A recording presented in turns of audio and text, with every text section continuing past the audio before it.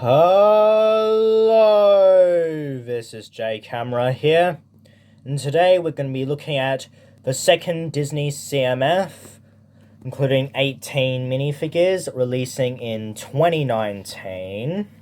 Here is the packaging for the CMF.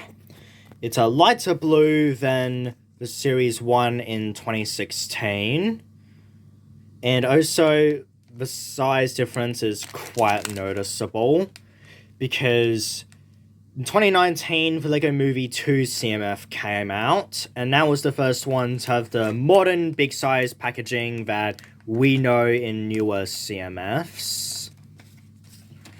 And it's not just with that can be seen, it's also with these checklists. Not only are they folded differently, but the original was also smaller. If you see how it folds, you'll see what I mean. It's hard to do on camera, so that's why I'm not showing all of it. And I'll be honest, I vastly prefer the older checklists because they're so much more convenient to fold.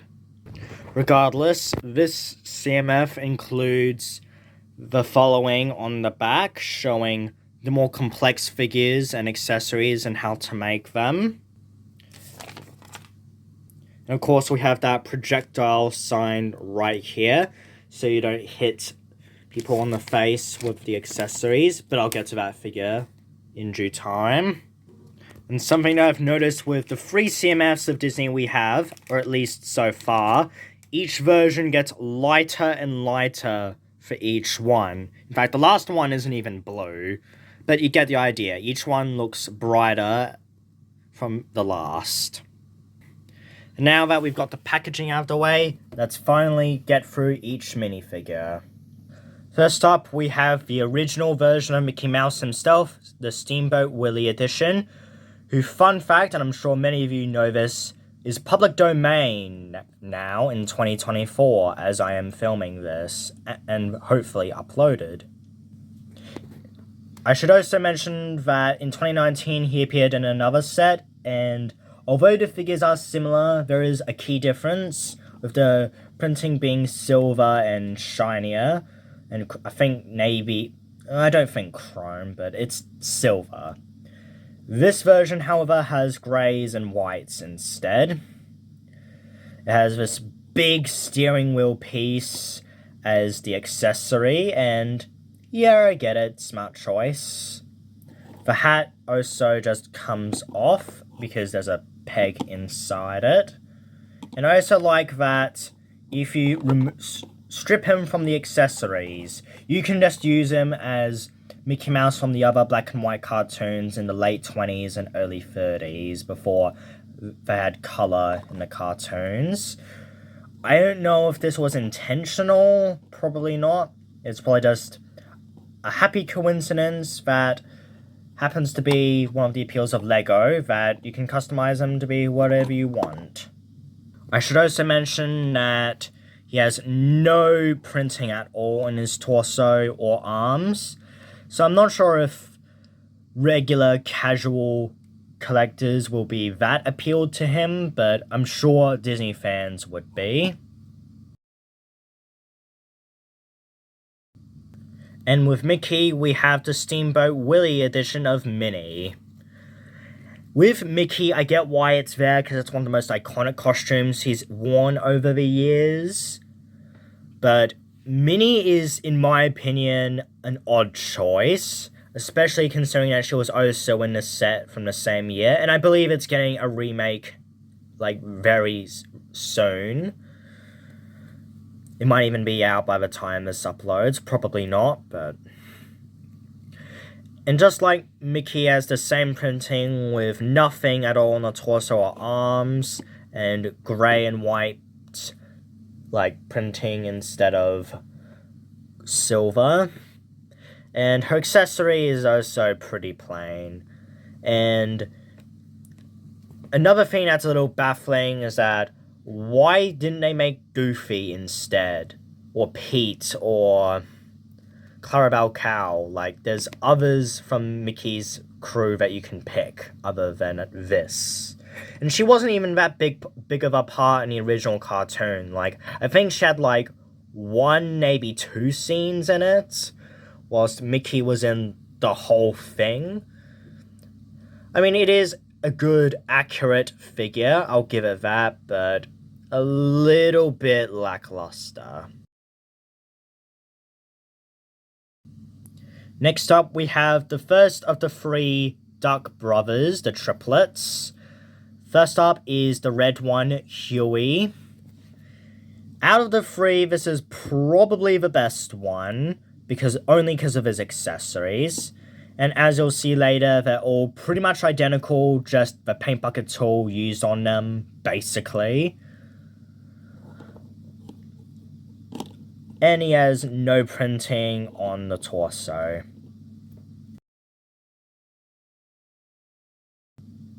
Following Huey is Dewey, the blue brother. His accessory is the slingshot, which, if you get brand new, you would get 2 of those. I got some of them brand new, some of them secondhand. In fact, this was the very last one I got. So that's why he's got 2.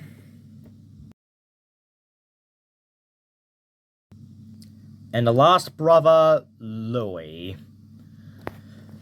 And again, he has 2 torches for accessories instead of 1, because that's what you would get if you got him brand new. It comes with more than 1. And again, no printing, exactly the same head, legs, and tail piece. And though I will say that his shade of green was actually brighter than I thought when I compared him to my Riddler and Killer Croc and like some of my other minifigures that have green. But that's all I've got to report. And the final DuckTales character I have is Scrooge McDuck. And in my opinion, he's the only one out of the 4 that makes sense to appear in this series. Like, maybe if one of the 3 was included, like Huey, then I'd be fine, but 3 of them feels a bit like a waste. Unlike them, Scrooge actually stands out with his design, with not just unique accessories and a unique head, but also his hat can come off. And he's got really detailed leg printing. And he's actually got a dual-molded tail piece, which he is the very first Disney minifigure to have, and I don't think there's really many other Lego minifigures that have one. Like, Rocket Raccoon, I know, didn't have one, and the other Duck brothers, and Donald Duck and Daisy and all that, and Cheshire Cat, and most characters that have him, I don't believe, have him dual-molded, or at least not like that. And it looks so much nicer. And I'm also glad that they went with the older, more classic design for Scrooge. Like, they could easily go the modern route, but they clearly recognize that the crowd for these would be more nostalgic and more towards the more retro, classic Disney stuff. So I'm glad they took that direction. Going back to more questionable choices, we have the first of the Chipmunk brothers, Chip. And I'm also glad they went with the classic designs rather than the modern ones, like the Rescue Rangers outfit that he wears. And his accessory is pretty boring. Mid-legs is a bit questionable. And in fact, the reason he's a questionable choice alongside Dale is that they could have been micro figures with Goofy, or even with Donald in Series 1, because micro figures were a thing back in 2016. The printing is pretty good, I'll give him that, but for what he could have been, it's a little underwhelming. Then again, I'm sure somebody would like to see this figure walking around with others in like some sort of Disneyland mock, or even with the castle sets, he would probably fit in well. And the other brother is Dale. And I'll give him credit yet again, they could have easily just copied the same design, but they actually went out of their way to make it different. And I'm glad they did, because they do look a little different when you see the characters in everything. Like, he's got the red nose and lighter brown fur and, like, 2 teeth instead of 1. And of course his accessory is different, this time with a bag of nuts. Or, I'm pretty sure that's what it's supposed to be. So, I appreciate the effort, even though the same that I said with Chip can apply pretty much. I do prefer the accessory, I guess, but that's all I've got to say. Going to our highly anticipated figure is Elsa from the original Frozen film. Makes sense, not just because of the popularity with Frozen being Disney's highest grossing animated film of the time, but also the sequel coming out the exact year this CMF came out. A very smart move, and I'm glad they chose the Frozen 1 designs instead of the second, because I'll be honest, I'm not the biggest fan of the second one. I'll just put it that way. The snowflake piece is pretty big and interesting choice. I feel like you could have maybe squeezed in Olaf, but it's fine. Like, good choice. And I should also mention that this is the first figure of many, in fact, the majority that are coming afterwards, to have 2 different facial expressions. This one being a winking face, and the other one just being a standard smile. And I really like the printing here, with all the silver, flashy details. Even with, like, the cape.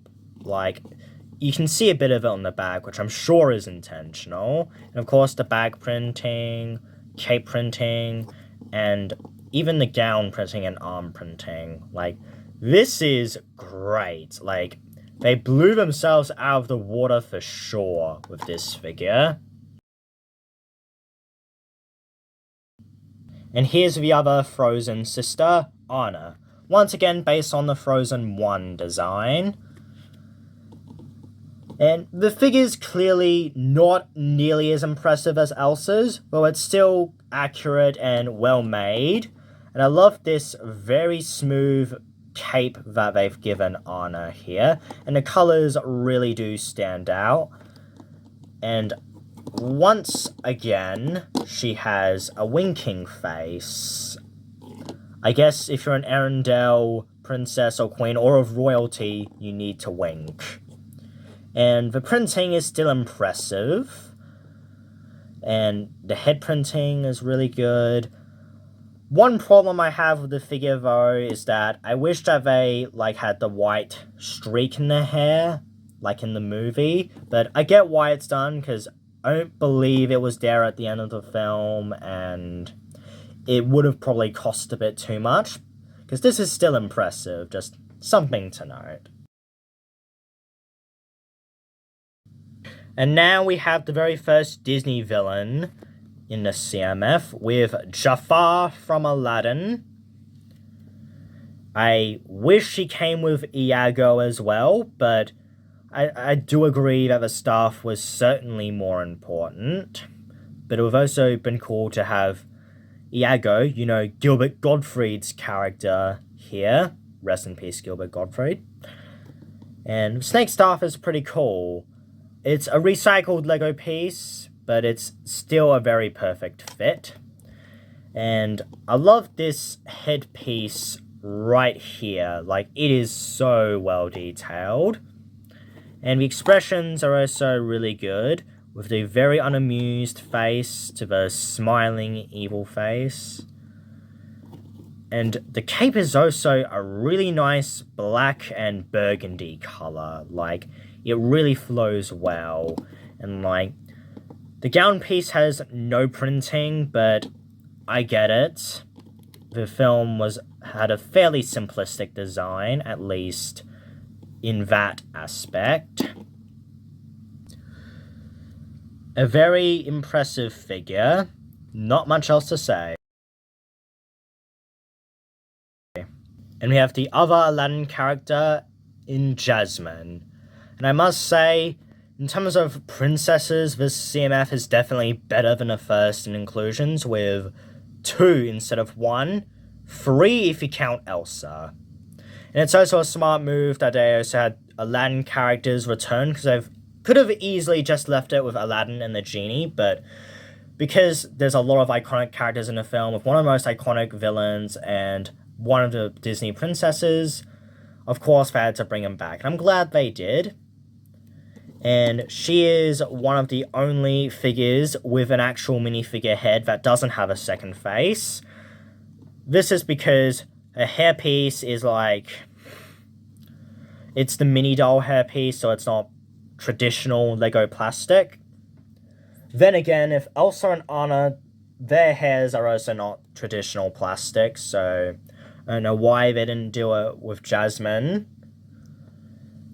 But it's still a good looking figure with great printing on the arms that surprisingly translates very well. Like, they could have easily messed it up. But I'm glad they did. And I think the choice of recycling the mini doll hair was a good one, because the accuracy is pretty much right on the money.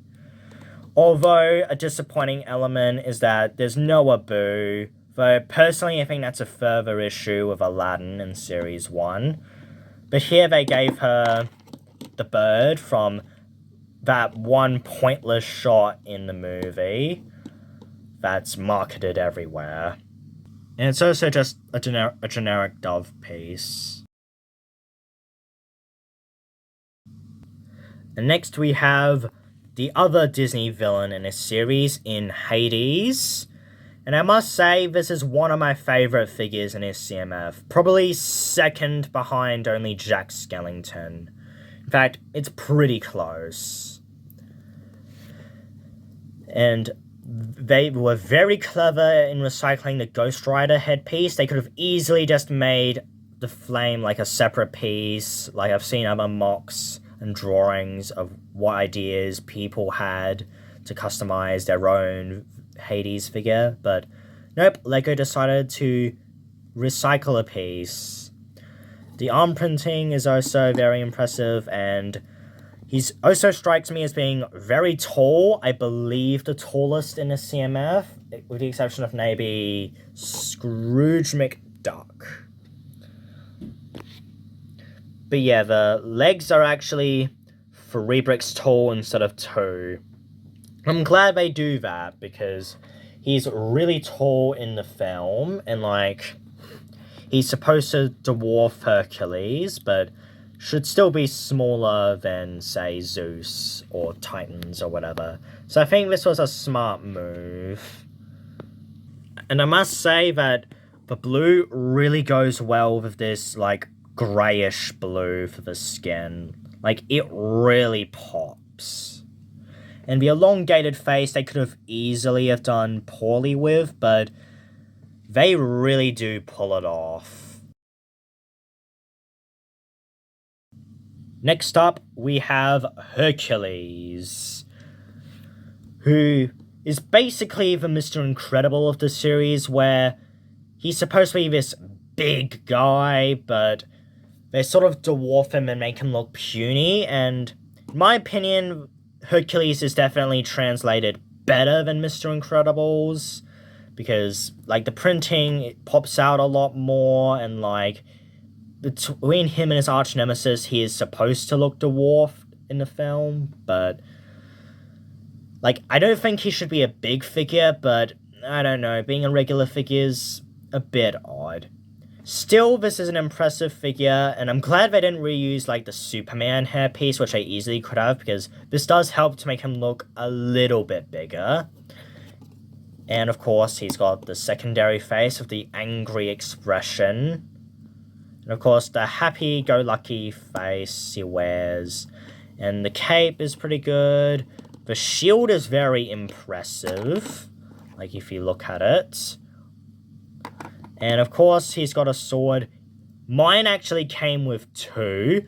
I don't have the other one with me because Hercules cannot hold it or store it anywhere. I also really like the leg printing. In terms of leg printing, he's one of the best. Like, you can see his, like, little sandals there.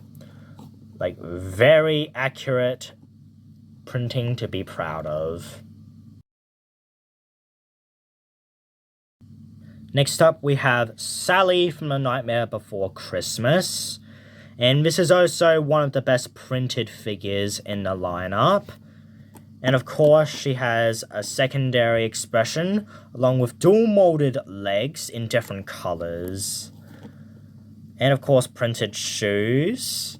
One of the most detailed figures, and is a lot of arm printing. She should have 1 flower, but mine came with 2. From what I've seen, most only come with 1, but I'm fine with that. And they also reuse pieces from, like, Harry Potter plants, I think. And I think the hair also came from Harry Potter, just made into dark red or burgundy. Not one of my favorite figures, though she probably is one of the best if we looked at this objectively from the printing.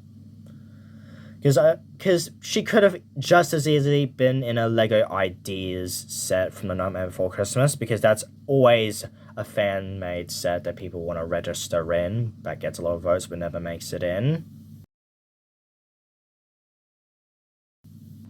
And here we have my favourite minifigure in this series, Jack Skellington, because he has some of the most intricate printing imaginable, with an exclusive bow tie piece, which really works.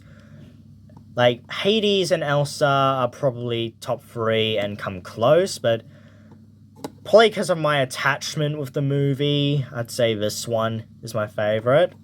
And, like, black is my favourite colour, and he has a lot of that, so... And his accessory is also really neat with a present. I would have also liked to have seen Zero in the mix, but who knows, maybe one day in a Lego Ideas project he'll appear. And he comes with 4, like, little snowflake pieces. And, of course, the present's 2 pieces. In the classic Tim Burton style with black and white and all the shapes and everything. And, yeah. That's all I gotta say. Actually, except for not all the snowflakes can actually fit. You can only fit 3, and even then you have to be careful of how you fit them in. And here we have one of my least favourite figures in this series, following my favourite, ironically enough. Like, this one, it's between this one, Steamboat Willie Minnie, and... Actually, yeah, it's between those 2 figures, I'd say, of which one's the worst. Like, we already have a poly bag from Edna when The Incredibles 2 came out the following year. So, like, why have both of them when we can have, like, just one? Like, yeah, this is wide release, but why not make the poly bag wide release? I'll give it that this figure is a better translation, but this is a figure that is really hard to pull off. Like, the character from the film. And, like, if you look at the face, it does look a little weird. I mean, I've seen much more disturbing things and more weird stuff, but for Lego, that is a bit odd. The accessories are okay, with a cup and Edna Mode bag. And, like, out of the translations, if we're going by that, this one's definitely the weakest. I mean, it's not bad, like, I can look at it fine, but...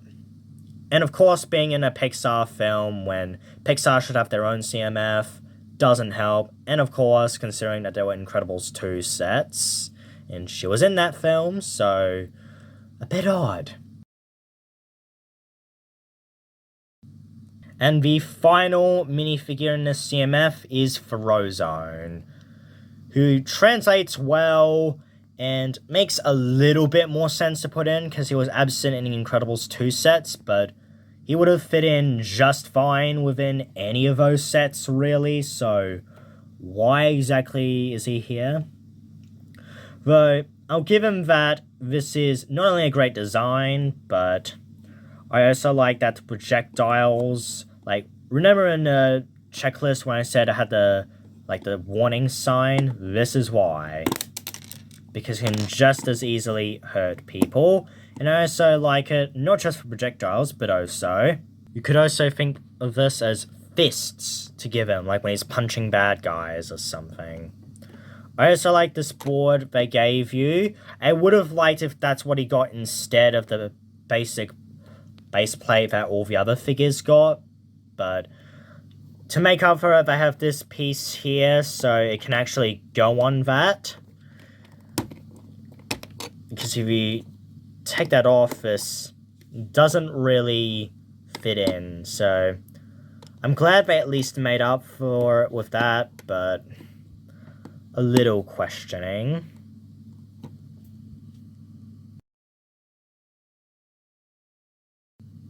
The following figures you see before you, which are 9 in total, appear a total of 4 times in each box, so if you want to get them brand new and like that way, and if you want to get them on eBay for as cheap as possible, these ones will most likely be the cheapest options.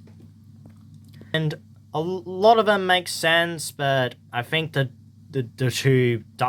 two Chipmunk brothers and Minnie are very baffling choices. Like, why wasn't Jack and Sally in there instead of Chip and Dale? And instead of Minnie, I mean, honestly, you could have just had 8 characters appearing 4 times, but oh well, the others make sense with Anna and Elsa, Hades and Mickey, and Scrooge and Frozone are fine. And these figures in front of you appear 3 times in the boxes, which should include 60 blind bags in each. Last time in Series 1, the majority appeared 3 times, with like a handful or a third appearing 4 times, but nah. And this one's alright, like Hercules makes sense, Edna Mode, Jafar, Jasmine, but these two, if you wanted that many 4s, I would have put them up, but yeah. These ones are... Jack Skellington is godly expensive, but the rest of them are good enough prices online. As for these 3, they are the rarest figures, only appearing twice in each box. And if you look online, like on eBay, they are easily the most expensive, with the exception of maybe Jack. And I get why they're so rare, because they're 3 characters that are nearly identical, minus accessories and color. So I'm glad they got the short end of the stick. So in conclusion, in terms of printing and accessories, and in terms of accuracy as well, Series 2 is infinitely superior to Series 1. Not that Series 1 was bad in those aspects. They did well, but they've definitely outdone themselves this time, with figures like Jack and Elsa and Scrooge McDuck being so revolutionary and having such great, unique, and detailed printing. And it has some great figures to go alongside the collection, with Anna and Elsa, Jafar, Jasmine, Hercules, Hades, Jack Skellington, Scrooge McDuck, and Sally. But the big weakness the CMF has is with the choices. With Chip and Dale, the Duck Brothers, Minnie, and the Pixar characters that really don't need to be here. In fact, the DuckTales trio alone makes it feel like Disney Afternoon, because Hercules and Aladdin had shows, and of course Rescue Rangers. And I'm sure that most people would be wanting, like, the classic Disney films in their CMFs. But overall, it's still a good CMF, even though this one problem is a pretty major one that stops it from being superior to Series 1 and, in my opinion, slightly weaker. I still highly recommend this with some great prints, great figures, characters, accessories, pieces, and all that. So at the end of the day, this series gets 8.1 out of 10.